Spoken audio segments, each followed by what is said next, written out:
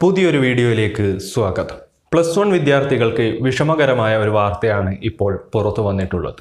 അതായത് +1 പരീക്ഷകൾ ഓഫ്ലൈനായി നടത്തരുത് എന്നാവശ്യപ്പെട്ടുകൊണ്ട് നൽകിയ ഹർജി സുപ്രീം കോടതി തള്ളിയിരിക്കുന്നു.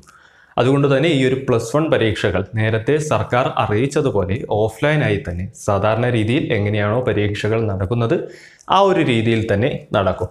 ഈ ഒരു വിധി സ്റ്റേ ചെയ്തത് മുതൽ അല്ലെങ്കിൽ ഈ ഒരു പരീക്ഷകൾ സ്റ്റേ ചെയ്തുള്ള വിധി വന്നത് മുതൽ വിദ്യാർത്ഥികൾക്ക് ഇത് മാറ്റുമെന്നുള്ള ഒരു പ്രതീക്ഷ ഉണ്ടായിരുന്നു. അപ്പോൾ ആ ഒരു പ്രതീക്ഷയും ഇപ്പോൾ അവസാനിച്ചിരിക്കുന്നു. +1 പരീക്ഷകൾ സർക്കാർ തീരുമാനം പോലെ തന്നെ ഈ ഒരു ഓഫ്ലൈൻ രീതിയിൽ തന്നെ നടക്കും. ആ ഒരു കാര്യം വിദ്യാർത്ഥികളെ അറിയിക്കാൻ വേണ്ടിയാണ് ഈ വീഡിയോയുമായി എത്തിയിട്ടുള്ളത്. കൂടുതലൊന്നും പറയുന്നില്ല. വിദ്യാർത്ഥികൾ ഇനിയുള്ള സമയം പഠിച്ചു തുടങ്ങുക.